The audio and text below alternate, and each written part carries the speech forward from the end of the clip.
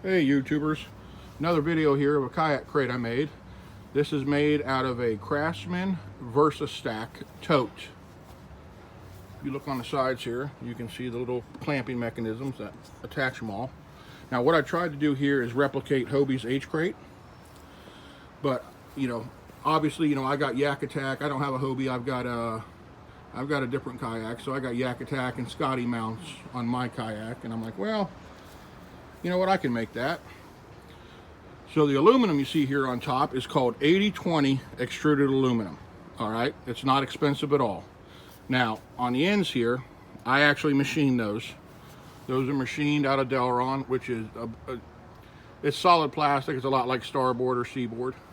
And there is a screw here and on this side, and you pop those off, and you change the T-nut out on the bottom of any Yak Attack product. It's about 7 cents, and swap that T-nut out, and it goes right on there.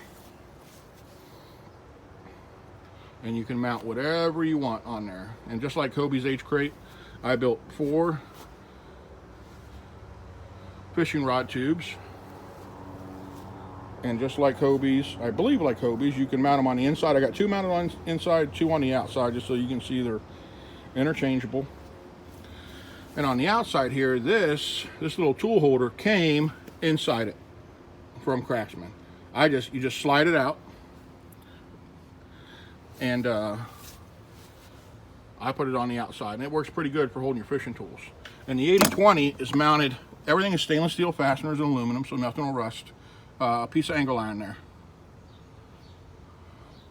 and everything is rock solid.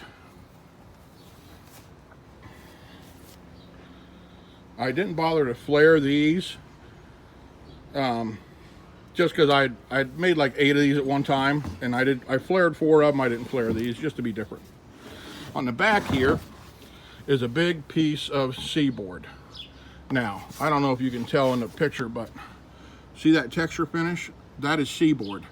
Starboard, Yak Attack uses Seaboard. If you pay attention to the stuff they make, like their D-Cell and that kind of stuff. So there's Seaboard and the other stuff. Now I forgot what it is, but that's what this is.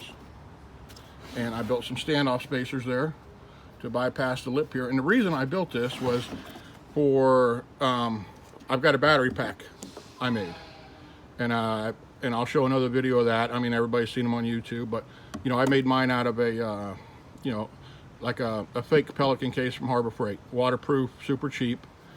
Super easy to build, and it's going to get mounted there. And the whole reason is I didn't want a million holes in this thing, so I figured, well, 4, and then so the less holes, even though water's going to get in there, it's just a crate, just for aesthetics.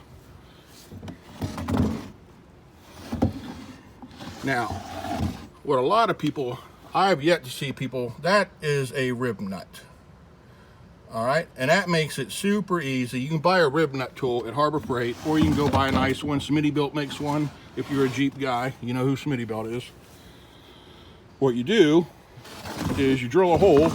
Now the hole has to match the rib nut size, and you put it in there almost like a pop rivet, and you squeeze it, and you see that flange, and it pinches down on there. What that is for, it's a blind hole. A blind hole is when you can't get to the back side of the nut and put a nut in there. But one, it's cheaper if you buy them in bulk, because you're not buying nuts and all that. And I think it's a little more of a professional look. Obviously I didn't use them here because these wouldn't be interchangeable if I put them there. So, and just because I can, these are actually built on a milling machine, so everything is perfectly spaced apart. So I hope you like it. I hope this gives you different ideas. I saw a guy on YouTube who made one of these out of a DeWalt T-Stack, not the Tough System, the smaller ones, the T-Stack. And the T-Stacks will mount directly to the Craftsman VersaStack. In case you were all curious.